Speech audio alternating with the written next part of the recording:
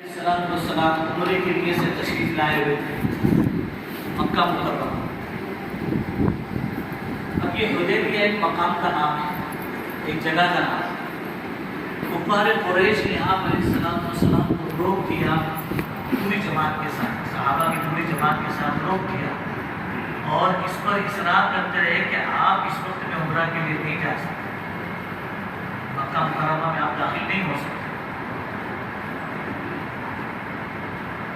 अल्लाह के नबी अलैहिस्सलाम ने उन्हें समझाया कि हम लड़ने के इरादे से नहीं आए हैं, हमारा किसी से कोई मामला नहीं है, बस हम आएंगे इबादत करके चले जाएंगे।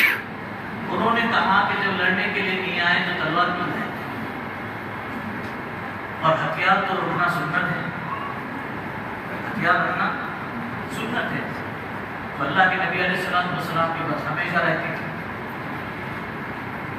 तो कहा हमारा तो लड़ने का दूर दूर तक का कोई इरादा भी नहीं, हम लोग उम्रा करके चले जाएंगे, जानवर भी है कुछ लोगों के पास।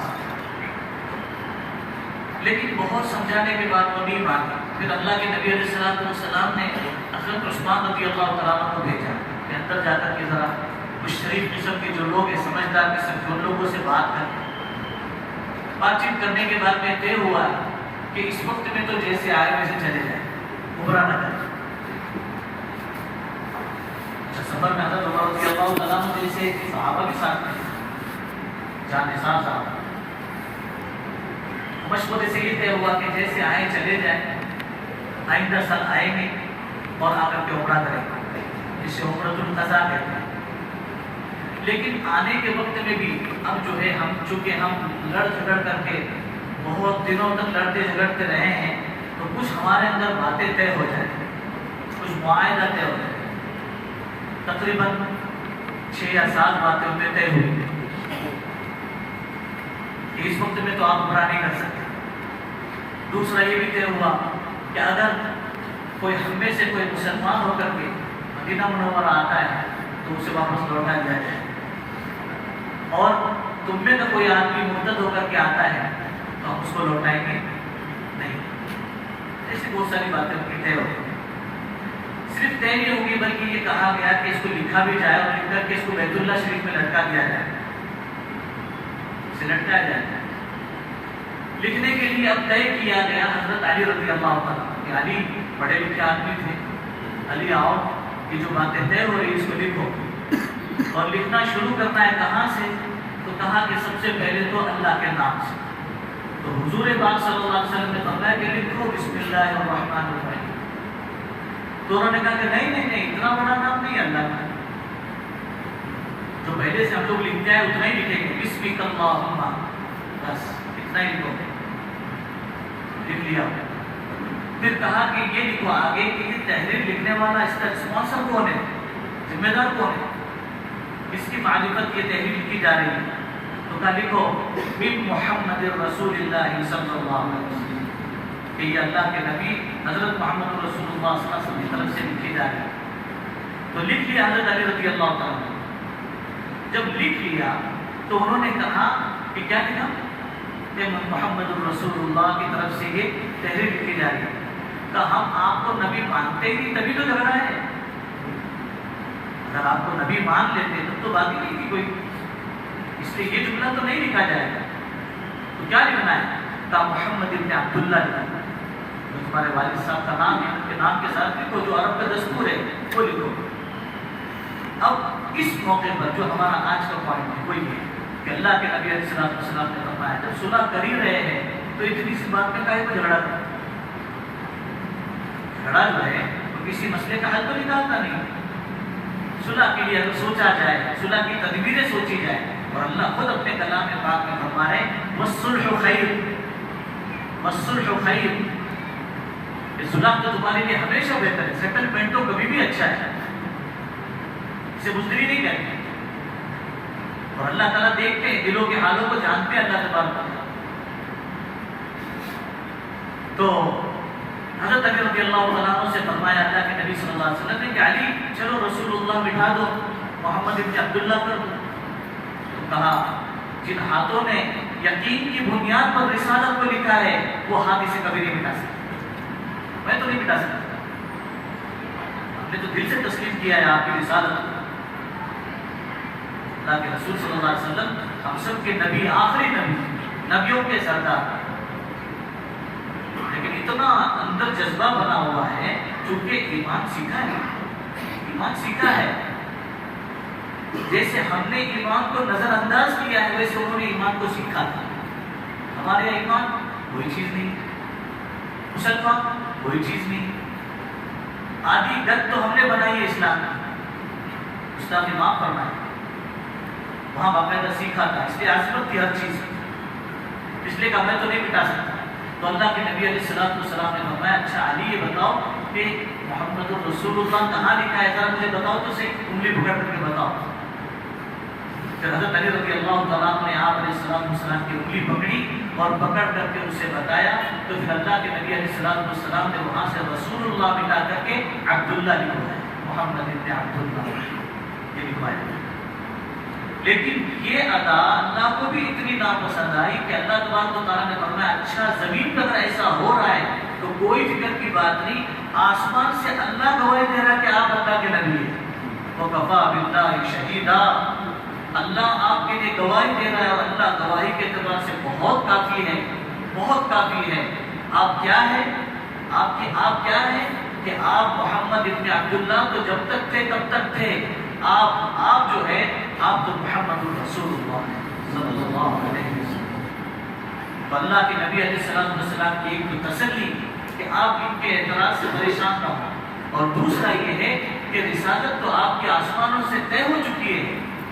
ان کے مٹانے سے اور ان کے جو ہے نہ ماننے سے کیا فرق پڑتا ہے. تو اللہ کے نبی علیہ السلام نے فرمایا کہ محمد ابن عبداللہ میں نے لکھ تو دیا لیکن اللہ کی قسم میں اللہ کا رسول ہوں، اللہ کی قسم میں اللہ کا رسول ہوں، اگرچہ تم مجھے نہ مانو لیکن میں اللہ کا رسول ہوں، یہ فرمایا.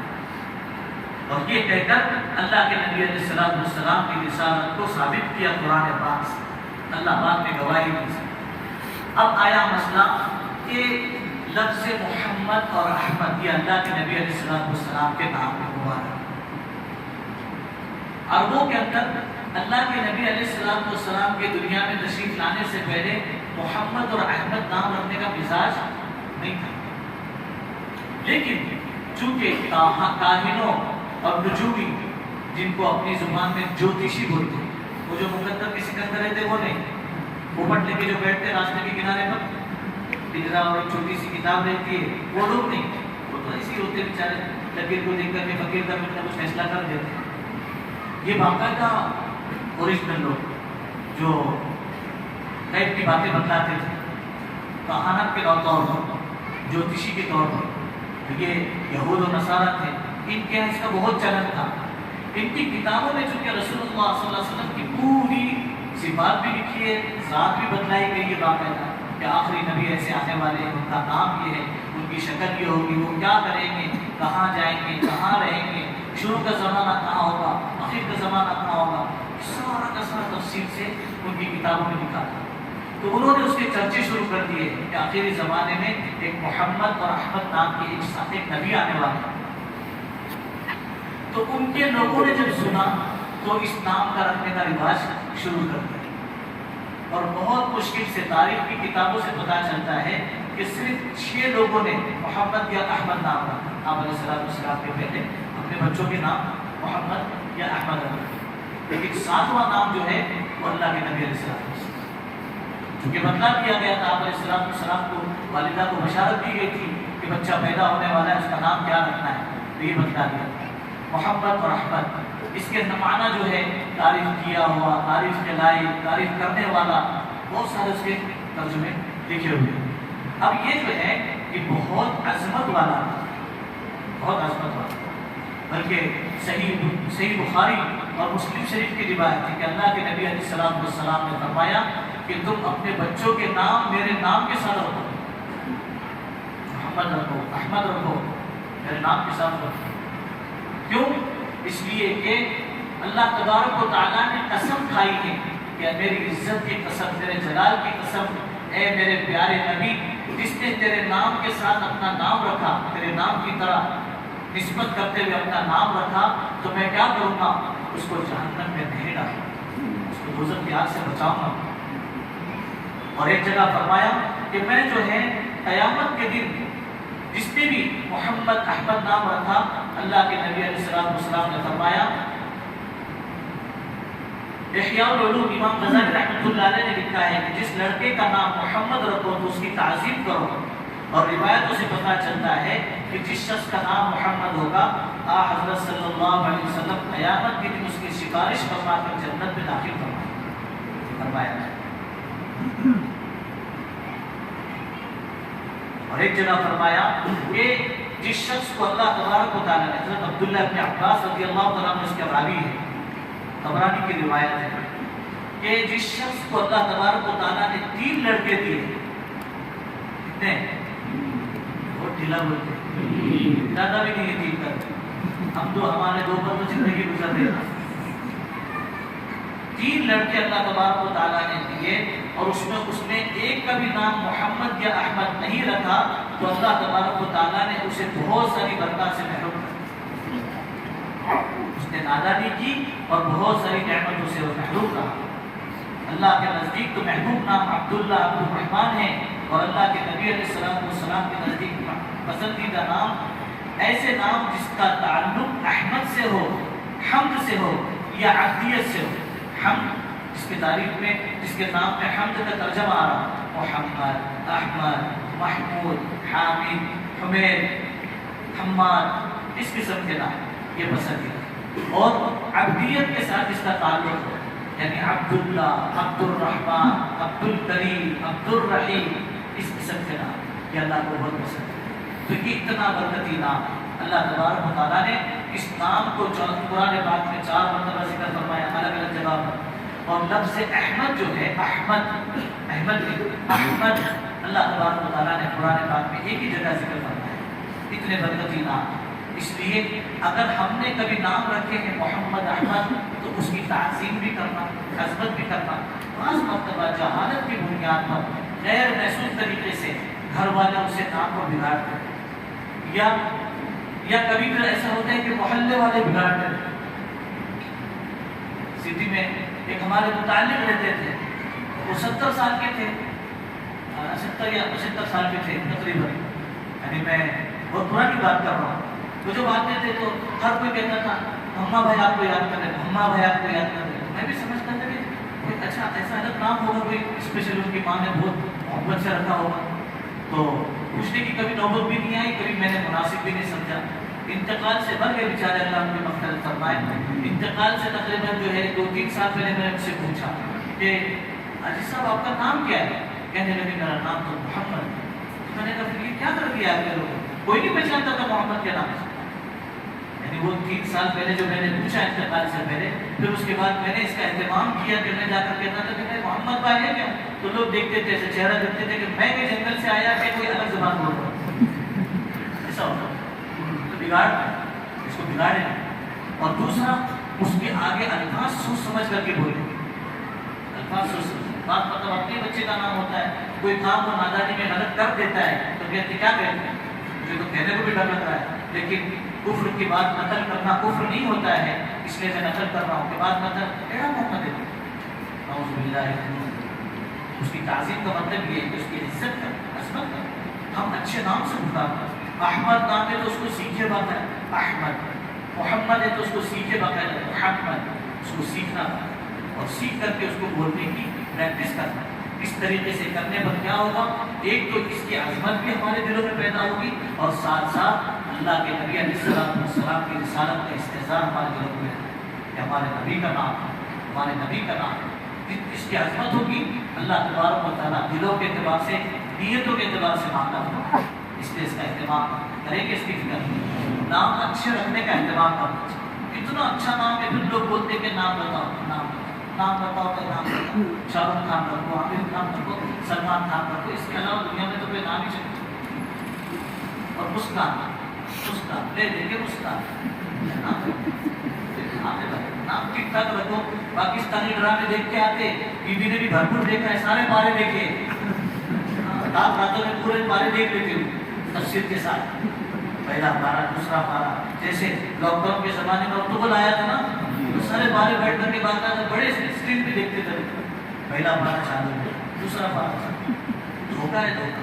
اعمال سے ہٹانے کی بہت منظم سازشیں بنائی گئی باقاعدہ، کتابیں پڑھو باقاعدہ مفتی ابو لبابہ کی تو پتہ چلے گا کہ کیسے کیسے اعمال سے اور ایمان سے محروم کرنے کے لیے کتنی نورانی سازشیں کی جا رہی ہیں، نورانی سازشیں۔ میں نے اس سے پہلے جمعہ میں عرض کیا تھا کہ شیطان کے پاس 1,80,000 داؤ بہکانے کے وسوسے کے راستے ہیں، جس میں سے 80,000 صرف نورانی نورانی۔ رات کو جگاؤ کافرات کے نام پر، عبادات کے نام پر، اور فجر میں سنا ہے۔ ضابطے کی بات ہے کوئی رات بھر عبادت کرے لیکن فجر قضا ہو جائے، اس زمانے کا ولی تو بہت دور کی بات ہے، پوری بھی نہیں ہو سکتا، عمل بھی نہیں ہو سکتا ہے۔ اللہ پاک نے سنتوں میں فرض میں جو تاثیر رکھی ہے، جو اللہ تبارک و تعالیٰ نے جو ترقی رکھی ہے، اس کا تو کوئی چیز مقابلہ نہیں کر سکتی۔ اس لیے اپنے اندھا دھن سنی انسنی باتوں کے مطابق نہ چلے، قرآن حدیث سے رجوع کرے، قرآن حدیث سے رجوع کرے۔ ہر چیز بخاری میں ہونا ضروری نہیں ہے۔ امام بخاری رحمۃ اللہ علیہ نے بھی کبھی نہیں فرمایا کہ میں نے جو لکھا وہی صحیح، اس کے علاوہ سارا غلط، ایسا انہوں نے بھی کبھی نہیں کہا۔ یہ تو سب دین سے دور کرنے والے راستے میرے بزرگ، اور تربیت کا معاملہ اپنی اولاد آنے والی ہماری نسل، اللہ نہ کرے بس یہ ثابت کے چکر میں کہیں ایسا نہ ہو کہ ہماری نسل ہاتھ سے نکل کر کے اسلام کے بارڈر پہ بھی باقی نہ رہے۔ بچوں کا حال ایسا ہی ہے، کوئی چیز کی عظمت نہیں، نہ قرآن کی عظمت، نہ حدیث کی عظمت، نہ کسی دین کی کسی بات کی عظمت، نہ بڑوں کی عظمت، نہ چھوٹوں کی عظمت، نہ مسجدوں کی عظمت، کچھ نہیں اللہ ماشاء اللہ۔ نئی نسل بہت خطرے میں میرے بزرگ، آج ہم یہ دن دیکھ رہے ہیں، ہماری نسل کیا دیکھے گی اللہ بہتر جانتا ہے۔ اس کی بہت چوکن نہ ہو کر کے اس کی ذکر کی جائے باقاعدہ کہ اپنی اولاد کی تربیت کا بھی اہتمام، اولاد کی دینی تربیت انہیں بتلایا جائے باقاعدہ۔ آج ہم لوگوں کے پاس سب سے بڑا اگر ہنر کوئی ہے، سب سے بڑا ہنر اگر کوئی ہے تو کنفیوز کرنے کا ہنر۔ کوئی اچھا بھلا عمل کر رہا نا، اس کو کنفیوز کر دو، ارے وہ فلاں بزرگ نے تو منع کر دیا ہے، ارے وہ فلاں بزرگ نے لکھا ہے، قسم کھا کے انہوں نے بولے کہ بالکل حرام ہے۔ جب نہیں ہے تحقیق، پوری تحقیق نہیں ہے تو کیوں فتوے ڈھونکتے ہو، کیوں اپنی آخرت برباد کرتے ہو؟ کیا پتا اس کا وہی عمل عصمت سے کیا جانے والا زندگی کا آخری عمل تھا، وہ اگر کر لیتا اللہ کی طرف سے نجات کے فیصلے ہو جاتے۔ اس لیے میرے بزرگ و عزیزوں، ہم جو ہے دین کے معاملے میں بہت سنجیدہ ہے، سمجھداری کا معاملہ ہے، تحقیق کرے اس کی، اور تحقیق کر کے اس کے مطابق عمل کرنے کا اہتمام کریں گے، اس کی فکر اللہ تعالیٰ کی اس کی باتوں پر عمل بھی ہوتا ہے۔ 15 منٹ ہو گئے، دعا نہ کرے تو چلے گا نہیں۔ سبحان اللہ، سبحان اللہ۔